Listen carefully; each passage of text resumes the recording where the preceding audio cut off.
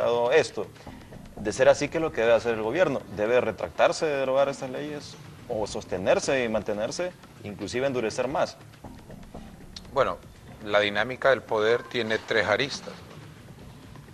La búsqueda del poder por los que no tienen poder, la retención del poder por los que están en el poder y la demostración de más poder para tener imagen de los que ya lo tienen.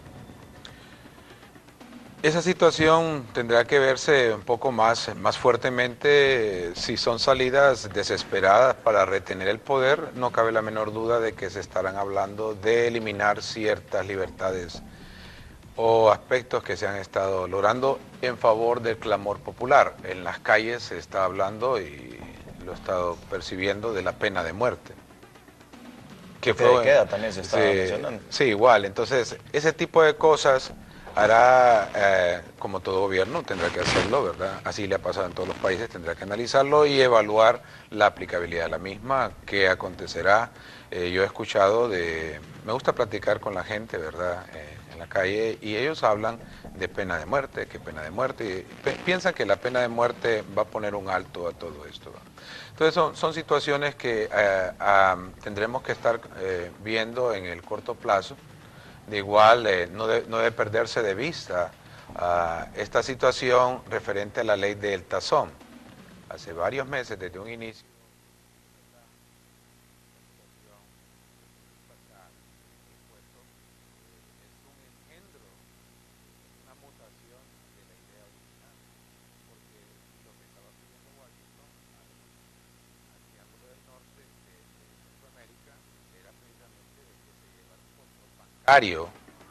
de las aportes de personas que están, usted sabe, el sistema bancario nacional tiene un exceso de liquidez cerrado en el año pasado de más de 75.000 millones de lempiras, que no se sabe por qué es que tenemos ese exceso. Sucedió entonces que se acordó que se iba a hacer, pero el gobierno también y las otras personas vieron como una oportunidad de poder sacar dinero de ahí, y por eso tenemos la ley que realmente nefasta en ese sentido y que no cumple el punto original, que era mapear los depósitos de personas en el sistema bancario, porque ese era el propósito original. La tasa quedó, pues... Sí, no, pues esa tasa es una mutación horrible, pues. Es para financiar las instituciones del Estado, no solo... En ese sentido, habría que ver la necesidad de llevar presupuesto, que es parte de la gobernabilidad, ¿verdad?, para que no haya un Estado fallido. Ahí está el tema de seguridad. Actualmente el tema de seguridad viene a ser el más importante, que es un error, ¿verdad? Siempre el tema más importante es que tenemos una pobreza creciente y una desigualdad creciente. Y el terreno donde la violencia y la inseguridad se multiplican es precisamente en la pobreza y en la desigualdad. Eliminando la pobreza se reduce la inseguridad. Es correcto, así es. Mire el caso de la educación. La clase política nuestra nos ha hundido de una forma en que está llevándonos a pensar que lo más importante de atender ahorita es la seguridad. Eso es absurdo e ingenuo. Usted mire la situación de Uruguay, donde en esta semana recién pasada hay un asalto, entran unas personas, disparan a quemarropa, matar por matar, y eso origina, porque Uruguay es un país educado, que salgan miles y miles y miles de uruguayos a las ciudades más importantes a protestar y a decir: tenemos que hacer frente a esto. Eso solo se logra mediante a lo que es la educación. Usted no lo puede lograr con un liderazgo político. Y es obvio entonces que cuando los partidos políticos empiezan a tomar decisiones en función de las siguientes elecciones, cualquier cosa pueden sacarse de la manga. Y ese es el problema para la gobernabilidad y la estabilidad de un Estado. Me gustaría consultarle, licenciado, su opinión sobre referente a que esto se deriva a las nuevas leyes, particularmente lo de extradición. Pero los asesinatos de periodistas se vienen desde mucho antes. ¿Considera que quizá el de Landaverde y el específico de Alfredo Villatoro sean a consecuencia de esto? Porque habrá sido anteriormente, los asesinatos de periodistas vienen de hace 3 años, se han multiplicado. Hay que diferenciar dos cosas, el asesinato de más de 20 periodistas y el asesinato de Alfredo Landaverde el incendio de la cárcel de Comayagua, el incendio del mercado de Tegucigalpa, el derribo de las torres de energía eléctrica de Tegucigalpa y esta semana el asesinato de Alfredo Villatoro.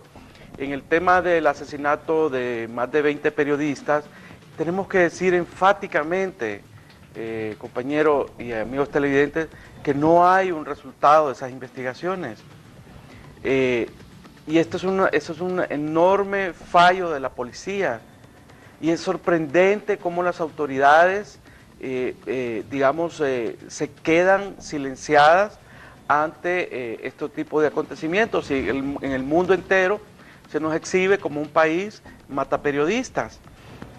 Yo, por lo menos en 2 de los casos, he tenido acceso a investigaciones de la policía. Y no tienen nada que ver con política.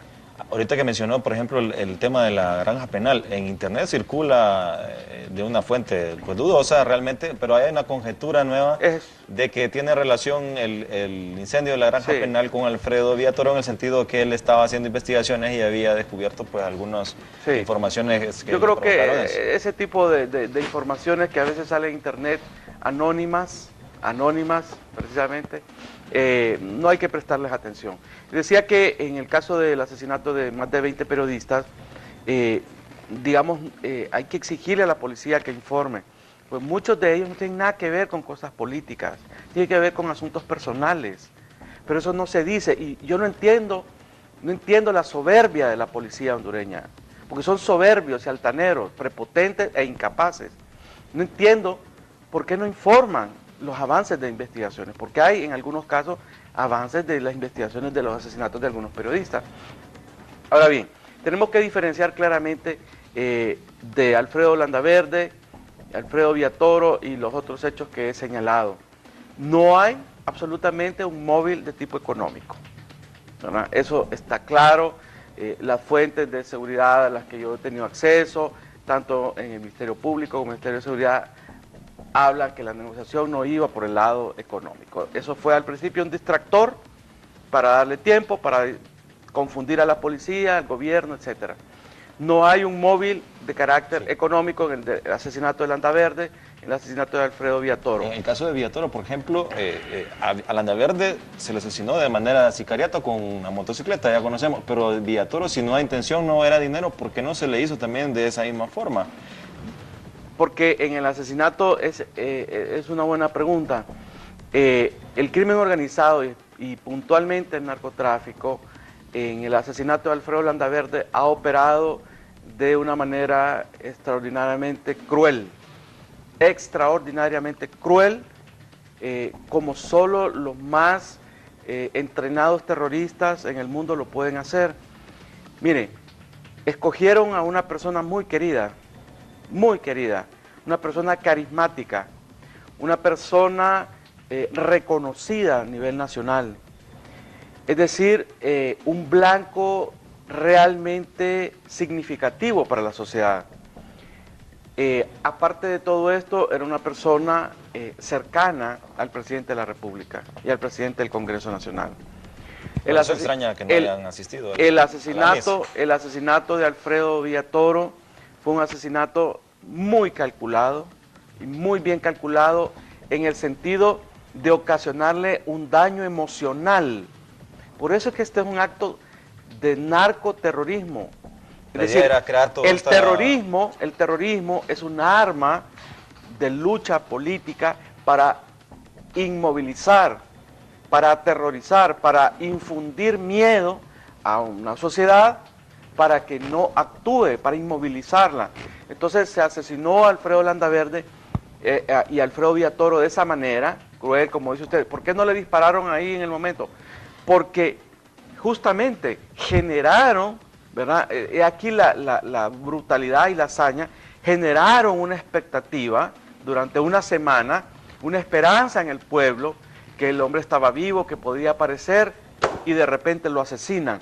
Es decir, hicieron crecer la esperanza y entonces el daño que ocasionaron, el daño emocional, el golpe emocional fue mucho mayor que haberlo matado en el instante como hicieron con Alfredo Landaverde. Lamentablemente podemos decir entonces que tuvieron éxito en el propósito que tenían. Por lo menos en ese aspecto de ocasionar dolor, que ese es el fin del terrorismo, es ocasionar dolor inmovilizar a la sociedad, paralizarlo, aterrorizar, atemorizar a la ciudadanía. En ese aspecto ocasionaron un golpe emocional muy fuerte. Sin embargo, y aquí viene la otra parte, lo hemos dicho, y ayer en la misa y en el entierro de Alfredo se pudo sentir ese sentimiento de que no nos van a detener, no van a lograr silenciar a los que denunciamos esta situación, cueste lo que cueste, porque la sociedad hondureña no puede inmovilizarse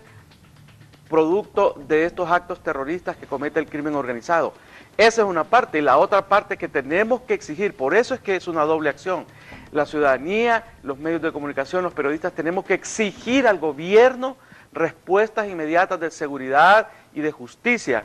Es un doble accionar de la sociedad civil, de los periodistas y de todos los hondureños. No podemos quedarnos callados frente a esto. Me permite, vamos a ir a una pausa comercial. Me quedo con ese mensaje. Antes de regresar con el doctor Omar García, me gustaría que nos hablara un poco cuál fue el mensaje en el sentido de las circunstancias que rodean la muerte, estar uniformado con un pañuelo rojo, cuál será el significado, cómo fue el manejo del gobierno, se considera en aspecto de gobernabilidad que el gobierno pues maneja bien este tipo de crisis o no. Y lo que dice Edgardo Rodríguez es cierto, hay que mantenerse. Esperamos que los diputados, en el caso del Congreso Nacional, no reculen en el sentido de derogar estas leyes, ya que si consideran que son consecuencia de la extradición, lo que ha desatado esta ola de violencia aún más, pues hay que mantenerse, no hay que retractarse de este tipo. Al contrario, se debe endurecer más las legislaciones. Vamos a una pausa y ya regresamos a esto. De ser así, ¿qué es lo que debe hacer el gobierno? ¿Debe retractarse de derogar estas leyes o sostenerse y mantenerse, inclusive endurecer más? Bueno, la dinámica del poder tiene tres aristas. La búsqueda del poder por los que no tienen poder. Que se estarán hablando de eliminar ciertas libertades o aspectos que se han estado logrando en favor del clamor popular. En las calles se está hablando, y lo he estado percibiendo, de la pena de muerte. Que queda también se está mencionando. Sí, igual. Entonces, ese tipo de detención del poder por los que están en el poder y la demostración de más poder para tener imagen de los que ya lo tienen. Esa situación tendrá que verse un poco más fuertemente si son salidas desesperadas para retener el poder. No cabe la menor duda de cosas hará, como todo gobierno, tendrá que hacerlo, ¿verdad? Así le ha pasado en todos los países, tendrá que analizarlo y evaluar la aplicabilidad de la misma, qué acontecerá.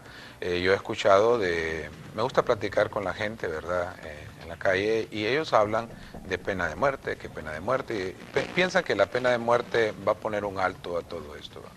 Entonces son situaciones que tendremos que estar viendo en el corto plazo. De igual, no debe perderse de vista esta situación referente a la ley del tazón.